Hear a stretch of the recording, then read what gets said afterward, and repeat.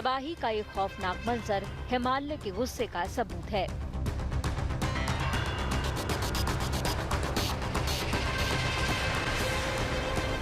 चमोली के तपोवन इलाके में नंदा देवी ग्लेशियर का एक हिस्सा टूटने के बाद पूरा देश सख्ते में है। वैज्ञानिक ये सोच कर हैरान है कि ऐसी ठंड में जब तापमान माइनस में है, ग्लेशियर कैसे टूट गया।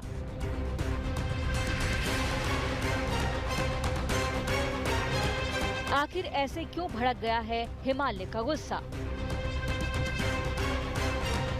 क्या पहाड़ों पर कुदरत की कीमत पर अंधाधुंध विकास की वजह से फूटा हिमालय का गुस्सा?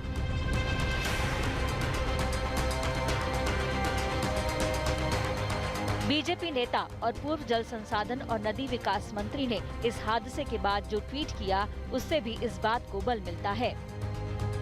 उमा भारती ने कहा कि मंत्री रहते उन्होंने गंगा और उसकी सहयोगी नदियों पर बांध बनाने से मना किया था, क्योंकि हिमालय बहुत ही संवेदनशील इलाका है। लेकिन हिमालय की संवेदनशीलता पर ध्यान देने की तत्कालीन मंत्री की बात को दरकिनार कर दिया गया। तो क्या इसीलिए संवेदनशील हिमालय का क्रोध इंसान पर ग्लेशियर के रूप में कहर बनकर टूटा है? या फिर क्लाइमेट चेंज और ग्लोबल वार्मिंग का असर है कि शून्य से नीचे के तापमान पर भी ग्लेशियर अपनी जगह मुकम्मल नहीं रह सका और भरभरा कर टूट गया। अगर ग्लोबल वार्मिंग इसकी जिम्मेदार है तो इसके लिए हम ही दोषी हैं। अब मैदानों में जितना प्रदूषण है, पहाड़ों में उससे कम बिल्कुल भी नहीं है।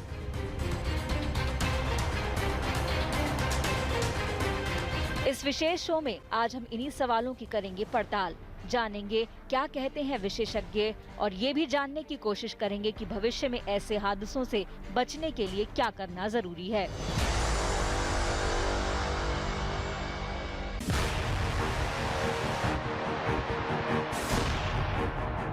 अंधाधुंध विकास की होड़ में पहाड़ों की प्रकृति से खिलवाड़ चमोली हादसे के रूप में सामने आ रही है।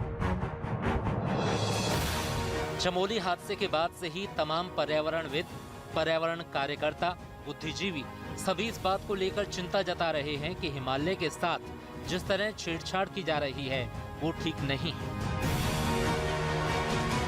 इस संबंध में सबसे महत्वपूर्ण बयान बीजेपी नेता और पूर्व जल संसाधन और नदी विकास मंत्री उमा भारती का आया है।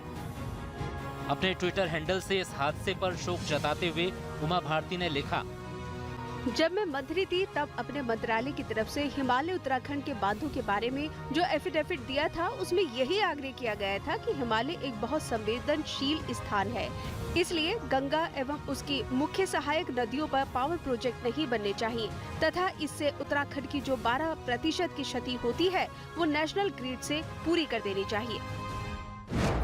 जहां ग्लेशियर टूटा है वहां भी एक पावर प्रोजेक्ट था जो पूरी तरह तबाह हो चुका है। शहरीकरण की रेस में पहाड़ों पर जिस तरह पेड़ काटे गए, उससे वहां का इकोलॉजिकल सिस्टम बुरी तरह बिगड़ चुका है।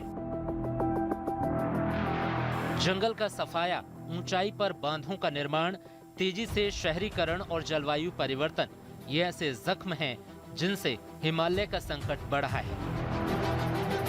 सच्चाई ये है कि अपने लोभ के चलते इंसान लगातार संवेदनशील हिमालय क्षेत्र के इकोसिस्टम से खेल रहा है।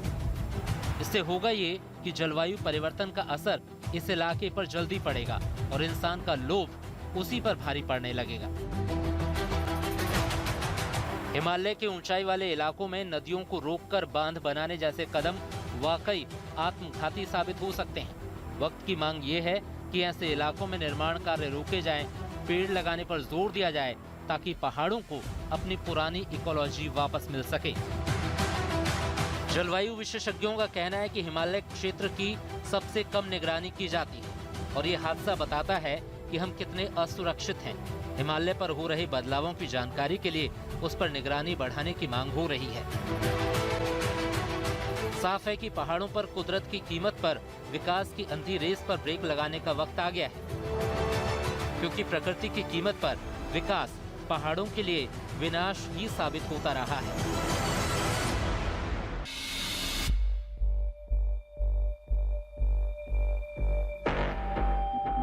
इस मंजर को जिसने भी देखा दहल गया। लेकिन आखिर ऐसा हो क्या गया?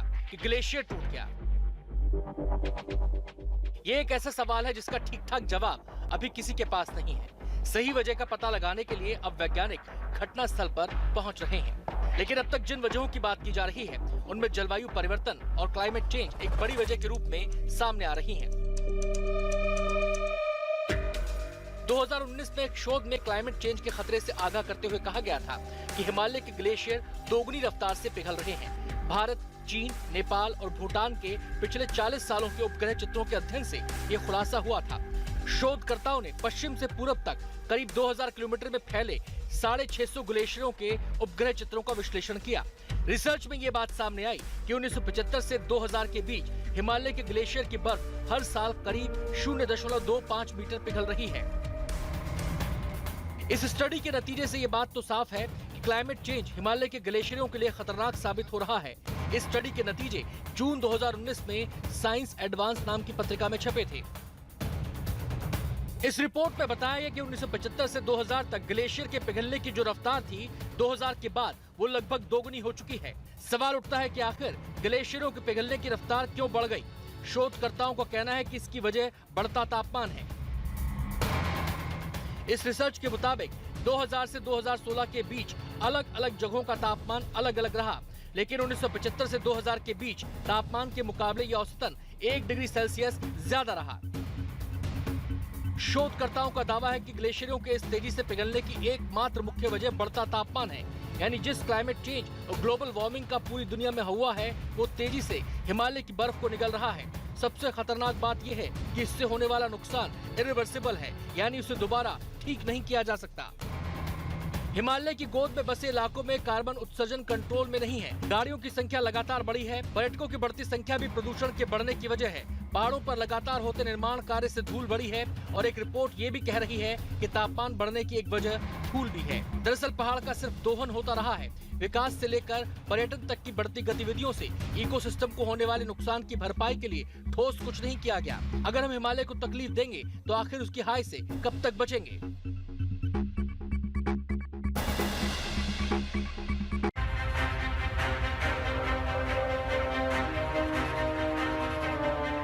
नमस्कार, मैं हूं अंशु शर्मा और हमें उम्मीद है कि आपको ये वीडियो जरूर पसंद आया होगा।